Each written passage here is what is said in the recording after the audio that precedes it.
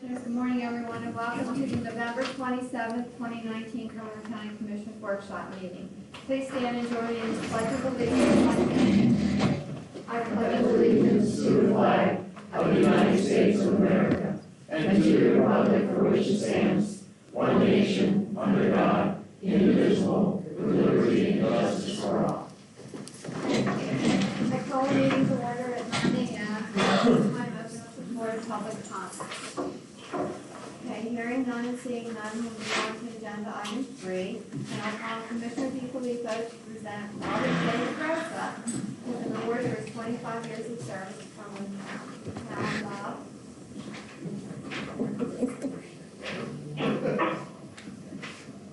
Robert.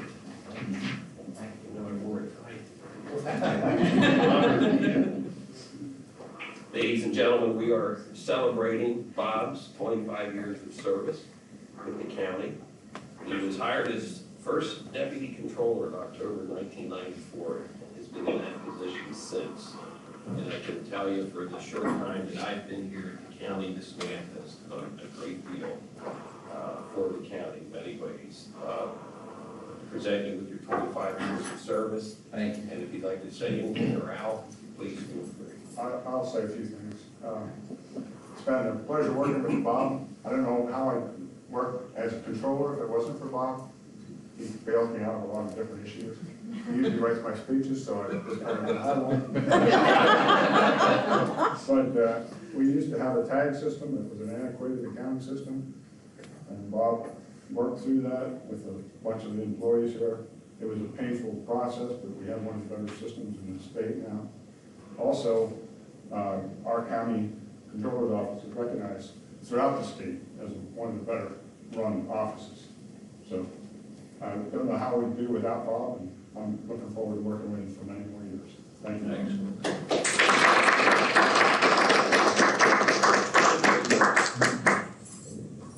Thanks, Nick. There you go. You have the second string today. What?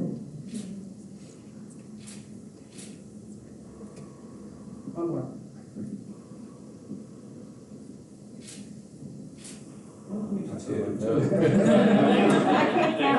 I would just like to say thank you to my staff who make me look good at times. If I look good, it's because of them. You know, like Al said, started tag system when I first got here. 17 systems later, here we are. You know, I take great pride in our office, and that, you know, amongst the state, we're recognized as one of the leading controllers' office with the innovations and the professionalism we bring. You know, and that's a direct reflection of my staff and Al and the office we put together, and the county too. 25 years I've been here, I can say Cumberland County really lives up to the reputation that it has as one of the leading counties in Pennsylvania as innovators, financially sound, and you know, with a good workforce. So, boy, put it in perspective, almost half my life I've spent here.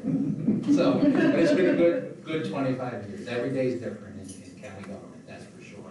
So, Thank you, Robert.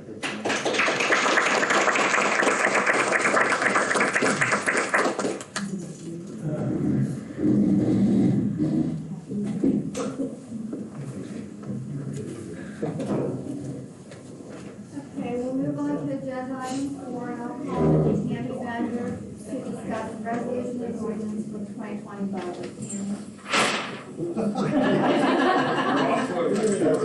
That's it. At least you didn't throw it out the window. Good morning, Commissioners. Ordinance is requesting approval of the 2020 budget. The 2020 budget is a revenue budget of $302,429,676 and an expense budget of $311,640,315. The real estate portion of it's 18%. Federal and state grants make up about 39% of the budget. And the general fund budget, the expense budget's a $92,223,420 budget. Any questions for Tammy? Thank you, Tammy. Okay, next we'll move on to agenda item 5, contracts and grants, and I will turn it over to Stacy. Hi, everyone. There are no existing contracts, contract extensions, or addenda with no additional costs or increases to the county. So we'll move on to agenda item number 5.2, which consists of new contracts, vendor services, grants, and contracts with increases or decreases to the county. And I'll begin by calling on Melissa Smith to discuss CNRC contracts. Melissa. Thank you. I'm gonna move up here because I have so many to review, and I apologize. The first one is the PA Department of Human Resources, which is the IGT payment. And I did this timeline because I thought it would be helpful in looking at what we need to do. So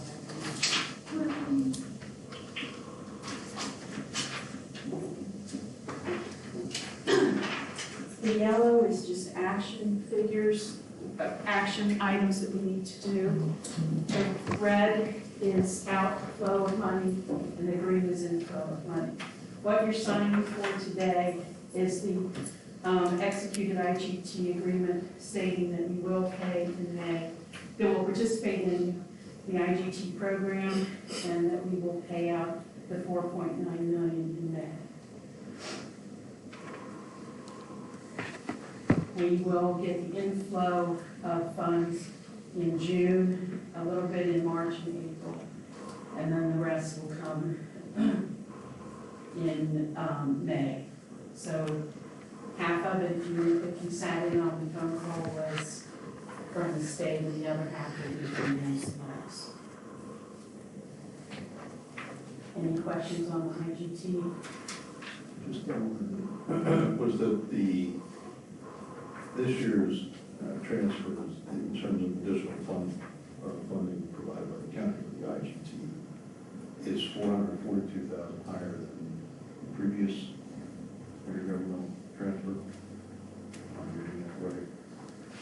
Previous contract, it says here, I'm looking at this other sheet that says that it was $4.4 million, $538,972. So the new contract is $4,961,941. Okay.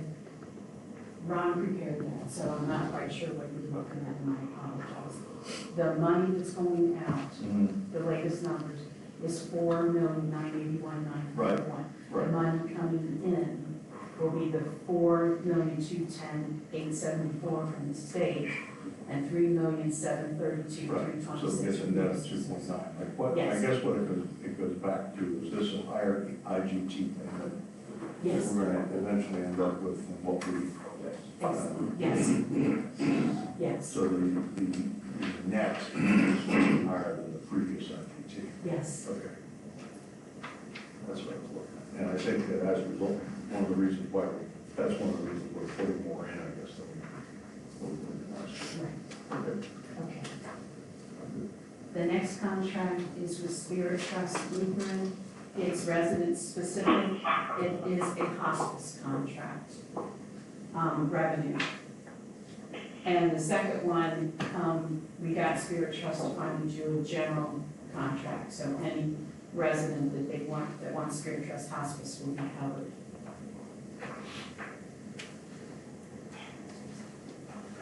The next one, okay, to move on, is AmeriHealth Care Hospital, which is one of the managed Medicaid MCOs. This is just an appendix detailing the payment that they will be giving us beginning January 1st. It's what we're currently receiving from the state, the $215.79 provision there.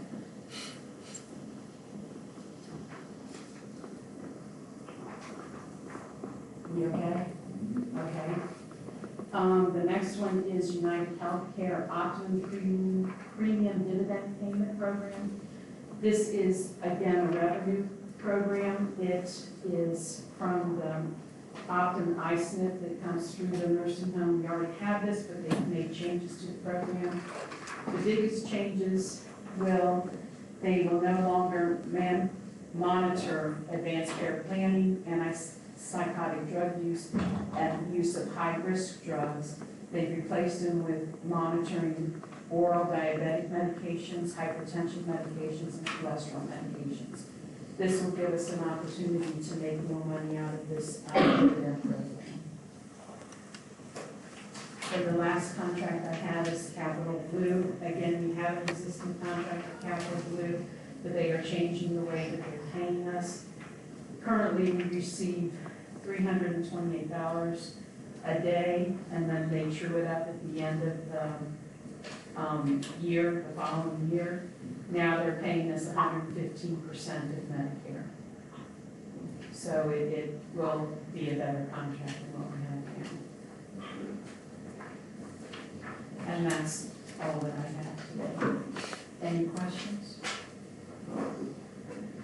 Melissa, I'm sorry. That's okay. The AmeriHealth, Yes, they are one of the MCOs. they are. Who are the other two? PA Health and Wellness and UPMC. Have we gotten contracts or rates from them? UPMC we do, PA Health and Wellness is going to be about the same. He is reviewing, we got it back from PA Health and Wellness, and he's reviewing it for the final, and hope it has to be presented December 12th. Okay, Okay? that's all I had, thank you. Okay, thank you. Thanks, Melissa. Thank you, you all have a lovely Thanksgiving. Thank you. Thanks.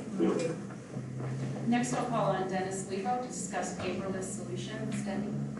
The most important thing about this, I want to tell you, is that there would be no general fund money involved in this. This is all going to be funded by the Borough Court Automation Fund.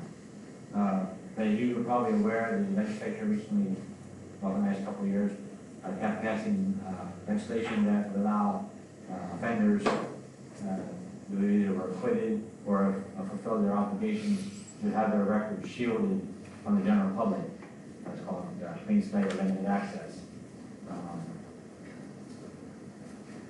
Whenever that happens to a charge or to a whole case, we cannot allow anybody other than the criminal justice agency to have access to it.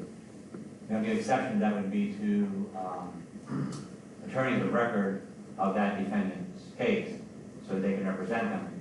We want to give them access to that. We cannot do that through OnBase.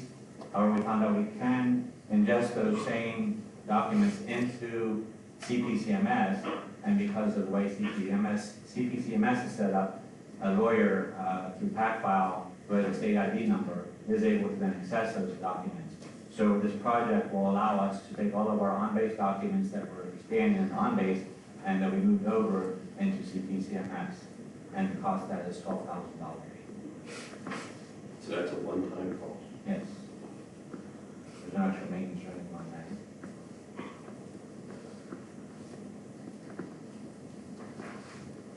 I'm good. Yeah, I'm all right. Especially the report about how coming out of the general league is real estate taxes. Or any taxes. Already taxes, okay. Thank you. Melissa Cavanelli will be discussing Sage Technology Solutions, the contract with Program 7. This is for all of the video conferencing, the audio system, basically all the technology in courtroom 7. The only thing that is not included in this is, as discussed previously, the digital court recording, because that's a separate vendor. So this is the contract with Sage. That'll come in slightly after. Once all this is done, the digital court recording will come in. This is all for the new court. Yeah, courtroom 7, yes, the new one. How soon is this going to be? Well, they wanted to start Monday, but since you don't vote till Monday, and we are on if we can't start Tuesday, this will not be ready when the new judge takes the bench. And it's questionable at this point. Would you like our authorization to that? I would, but I am not going to, if you want to wait till Monday, I'm okay with that. I have no problem with doing it today with my colleagues. That's fine. Excuse me, I don't have a problem. Is there a motion? I'll make a motion to approve the courtroom 7 AV system purchase from Sage Technology Solutions. Is there a second? I'm sorry. I'll second. I have a motion and a second. Any further questions or comments? All in favor, say aye. Aye. Aye. Motion carries. So maybe they can get started on Monday. I will let them know as soon as I get back up to my office. Thank you, gentlemen. Happy Thanksgiving. Thank you, Melissa, thank you. Next, I'll ask Sandy Boyle to discuss the Union County Carlisle Borough Master Parking Agreement. Sandy. Thank you, Stacy. Commissioners, the county currently has several parking agreements with the Borough of Carlisle. A portion of the agreement that we entered into in 1998 is ending in December. Based on that, this current agreement that's before you is combining all the parking space rental except for victim witness into one agreement. This agreement will include 8 spaces along Liberty and Market House free of charge, 9 spaces for $14,040 for full meter grade, 1 metered handicap space on Liberty Avenue, and the existing space on Market House will be relocated to East High Street. The borough will also provide 35 non-designated parking spots to county employees at a $10 discount, and the borough will be managing that. The juror rate and adult probation volunteers will be at $4.50 per day, managed and paid for by the courts. There are 2 metered hoods for $800 that will be provided to the facilities. Keith, although he is the solicitor for the borough, he did draw this up, and Kirk and John both have reviewed it, and Dana has reviewed it, and everybody is good with it. Do you have any questions? The only question I would ask, is the first time, is the difference, what's the difference cost to the county? Well, in 1998, the agreement included an annual $20,000 subsidy if the garage operated with a loss. In 2019, which is the last year of that agreement, if there is a loss in 2019, we will make the payment in 2020. I'm getting this from Dana. This was not payment in 2017 and 18.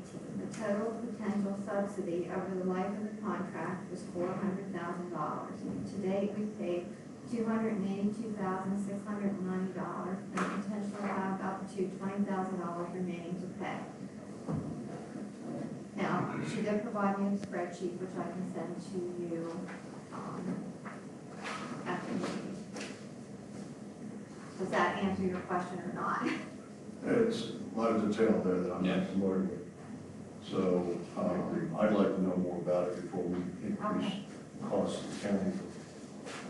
Some payments to the borough. Or you can stay here. I have a question. Yes, Gary. I haven't had a chance to review that document in detail, but what happens if we move some of those functions away from the downtown area? We just have an aggregate number, those become available for something else? Okay, I'll have to, that's something else I will also have to check with John Locke and Kirk and Dana on it. All 3 of those individuals are out today, and we'll not be back till Monday morning. Sure.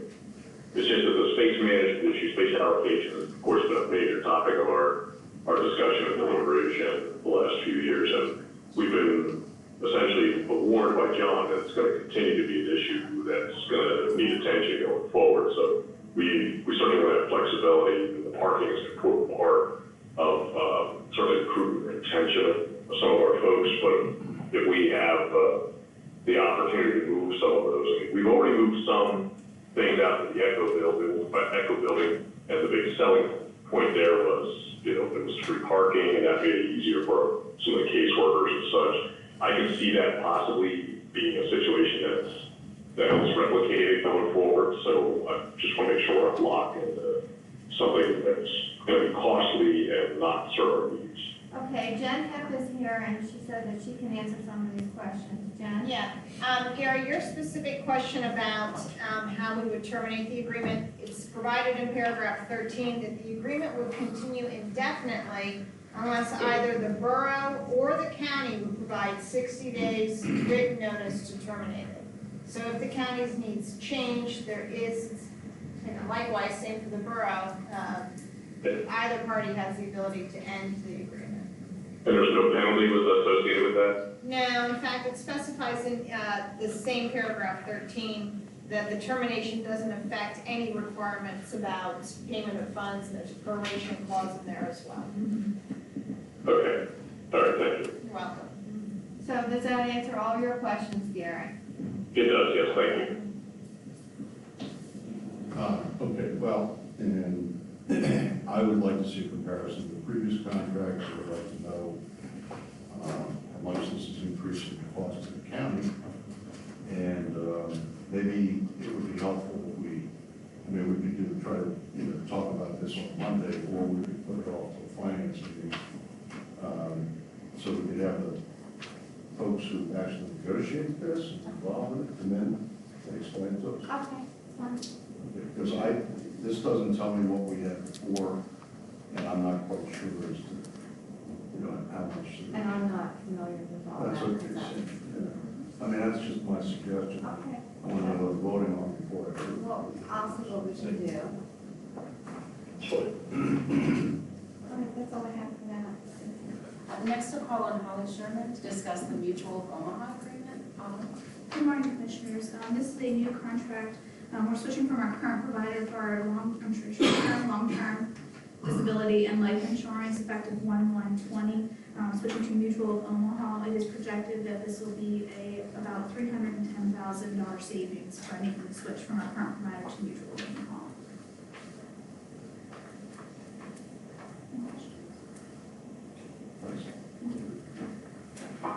Next, I'll call on Linda McCullough, who is joining us by video teleconference to discuss the Advocacy Alliance. Linda? Good morning, members. Our Advocacy Alliance is our healthcare quality unit and IT certified investigator for us. This is their initial contract for the current fiscal year. It did go down slightly due to they got special funding at the end of last year that is not in their contract so far this year.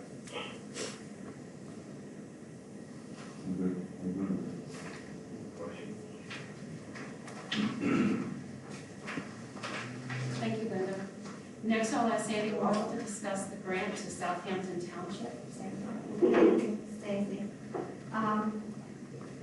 Commissioners, this is the land partnership agreement with Southampton Township in the amount of $15,320, which was previously approved by the VOC on September of 2019. This agreement is to formalize the grant previously awarded and contains standard language used for all grant agreements. The grant agreement calls for monies to be used to make improvements to Southampton Township Park. The improvements will include construction of a new baseball field, expansion of the existing parking lot, and relocation of a portion of the park's walking trail due to the parking lot expansion. Are there any questions on that? Thank you. Claudia Garner is joining us via video teleconferencing to discuss the 4 contracts for public safety. Claudia? All right, good morning, everybody. All right, the first thing, on October 7th, you approved the capital project, and now we have the final purchase contract for the CenturyLink for your approval. This contract is for the purchase and installation of 2 Vesta 911 call taker workstations and the associated licensure in the amount of $49,009. The positions currently operate off of command laptops, and we will be repurposing those to our mobile communications unit. The new computer positions are part of HGAC contract pricing, and it does include 3 years worth of maintenance. Again, that total is $49,009, and it is a 911 uniform fund eligible expense. The second contract is also with CenturyLink. While the first one that I just talked about dealt with the 911 phone system, this second one is more related to our 10-digit phone system project.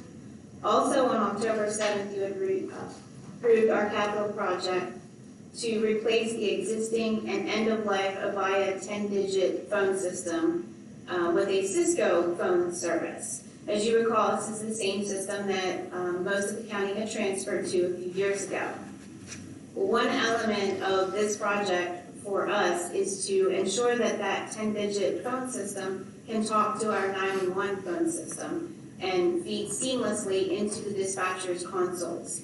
This contract with CenturyLink is to reprogram our 911 phone system to interface with the new 10-digit system. And the cost of this one-time service is $11,671.16. Any questions on the CenturyLink ones before I go any further? I'm good. Okay. The third contract for your review is with B. Moyer Radio Communications in the amount of $12,216, and that's for 1 year worth of maintenance for calendar year 2020 for all of the public safety radio portables and mobiles within the county agencies, and that includes, of course, public safety, the hazmat team, district attorney, prison, and the sheriff's office. This comprehensive maintenance agreement covers priority service, on-site diagnostics and repairs, and some parts and labor, and 10% discount on non-covered parts. And those would be things like microphones and speakers. The cost for each county department is identified within the contract, and all of the departments were notified. And it is dependent on the number of devices that are eligible for the coverage. So again, that's $12,216 for all of the departments together. Any questions on that one? That's a 1 year annual agreement, Claudia? Yes. Okay. Yeah. And the reason that we can only do it for 1 year, Jim, is because we need to look at the age of each radio every year to make sure it's still eligible for that service. Okay, no, it's good, thank you. Okay. And the last contract is a contract renewal with Cummins Power Systems in the amount of $13,634.31. This is a $475 increase from the previous 3-year agreement. This 3-year agreement is for the preventative maintenance for all 11 of our emergency generators and for a full service to be performed 1 time per year. We're very pleased with the service that Cummins has provided over the years, and we recommend renewing this 3-year agreement for $13,634.31. Any questions on that one? Claudia, that amount is for the entire 3-year period, it's what, $13,000 per year, correct? Correct, $13,000 for all 3 years. Claudia, I may have asked this before, one of the public safety meetings, but, so how often does the Cummins come out and check the emergency generators? So they come out and perform a full service 1 time per year. And then our facilities management personnel, they go out, they check the tower sites frequently. And I think their service, they provide a, not a full service, but a limited service once or twice throughout the year as well. And the generators are exercised regularly to make sure they're okay. So essentially, Cummins comes out once a year? 1 full service per year, yes. And then if there's any problems identified, they'll come back and make those fixes. Okay. Does this maintenance agreement include like any parts or anything? No, it does not. It just covers This is the just for their supplies needed to and- do the maintenance. Okay. All right, I'm gonna get in that business.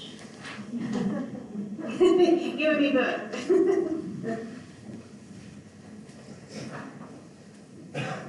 Thanks, Claudia. All right, happy Thanksgiving, everyone. Happy Thank Thanksgiving, Claudia. Last, I'll ask Sandy Morrill to discuss the mosquito-borne disease control grants. Okay, that's me again. Okay, I'll be John today. Where's the leather coat? You got the leather coat? Yeah. So, John was to be here to discuss the submission of the mosquito-borne disease control grant. The grant is in the amount of $85,401.65, and it is to monitor and document mosquito population, reduce mosquito population with various control options, inform and educate residents and municipal officials with public meetings, media events, and improve public health by lowering West Nile and mosquito-borne infection risk. So I guess he will be asking for your approval to submit this on Monday. Is there any questions questions? Do I need to follow up with John on? Okay, thank you. That's all I have. Okay, next we'll move on to discussion of capital project requests, and we'll begin with Eric to discuss the capital project for new vehicle replacement for the district attorney, CID. And I just want to note that he is okay. Yeah. This is my car. So there's a replacement vehicle was involved in a collision, and the insurance company was declared a total loss. So the amount is for $45,227.83, which is worst case scenario because we did salvage some radio of the old car and then try to get some cost there. It's for replace it, and the insurance company to replace 3 full of them. Any questions for Eric? Yes. I'm glad you're okay. Thank you. We had a discussion about that yesterday, the council meeting, everybody worked on the car, so I'm okay too. All right. For Eric. Yeah. Okay, thank you, Thanks. Eric. Thanks, everybody. Happy Thanksgiving. Yeah, have a good holiday break too. Next we'll. I should know about it here for a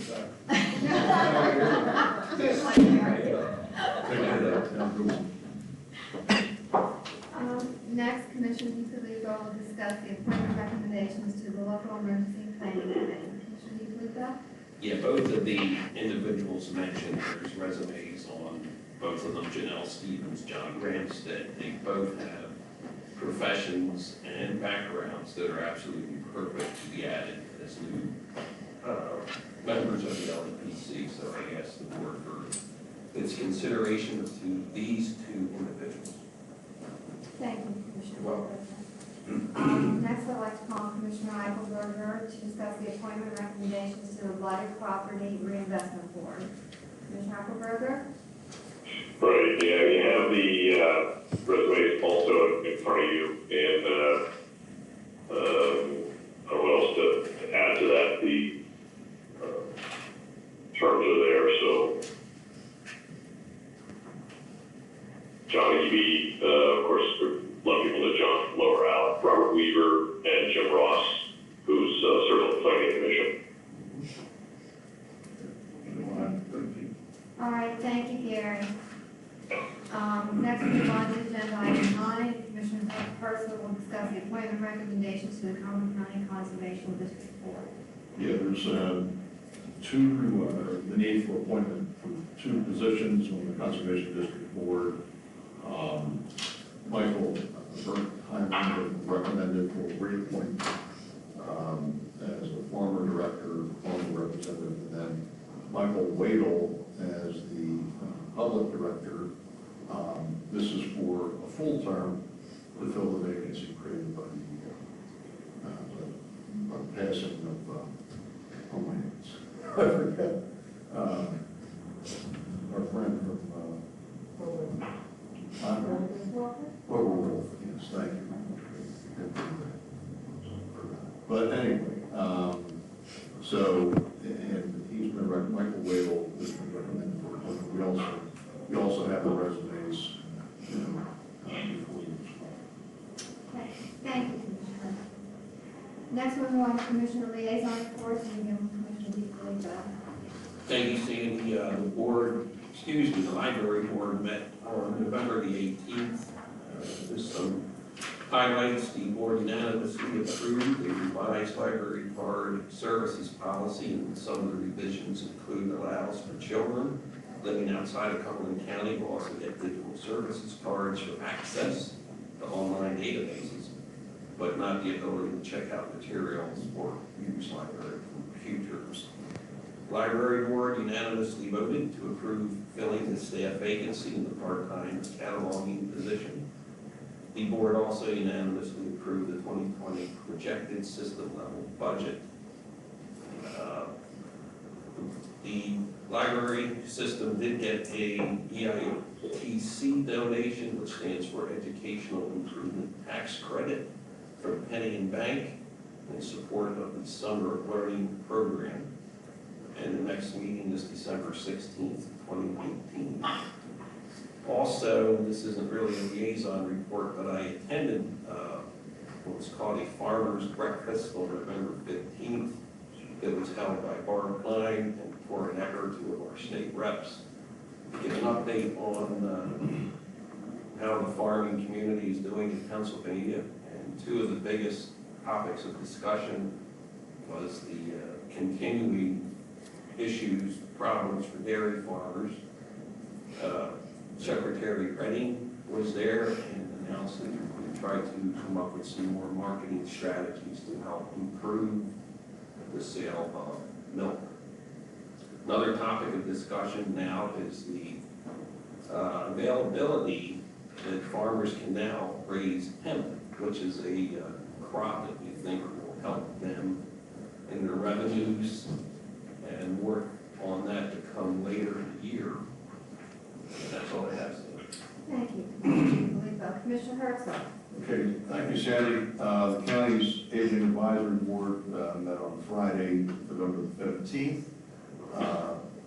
Medicare open enrollment is, as you've probably seen on television commercials, has been underway for a couple of weeks, and aging office staff and prize volunteers are fielding both telephone calls and they've conducted well over 130 face-to-face meetings.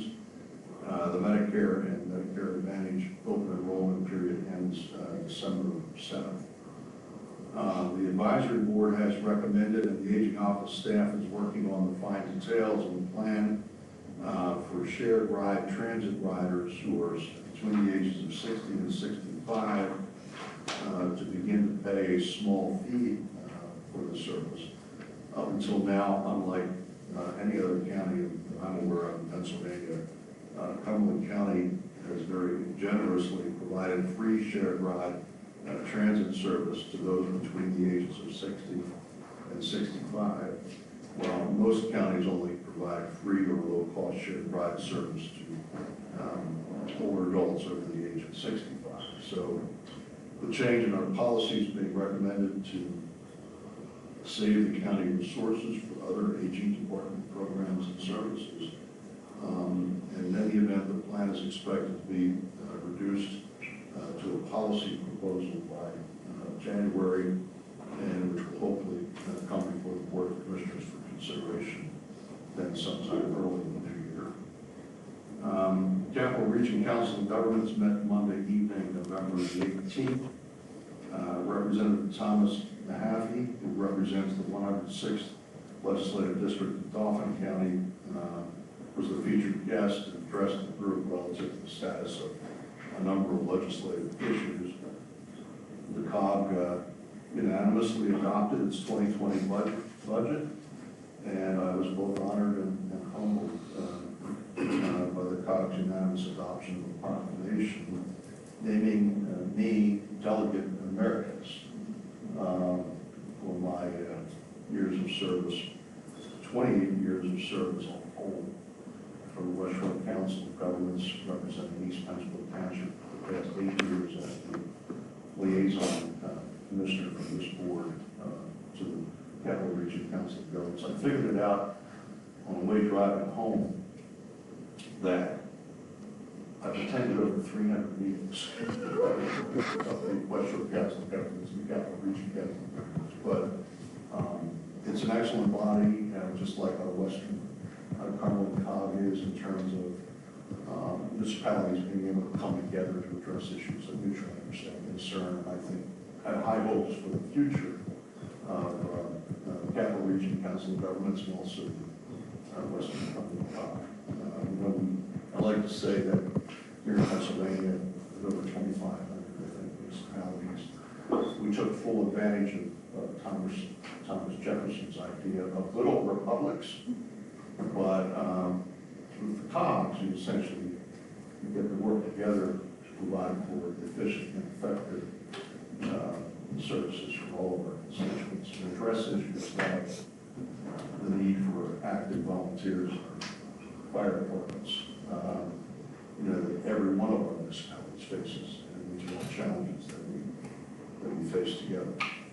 The county's Housing and Redevelopment Authority boards met Thursday, November 21.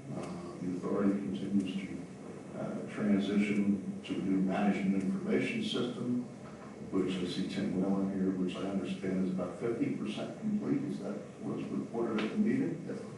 And a collaborative effort with the county planning department and Katie continues toward the development of a new comprehensive light remediation strategy. So far, more than 100 properties scattered throughout the county have been identified as blighted and in need of remediation or demolition.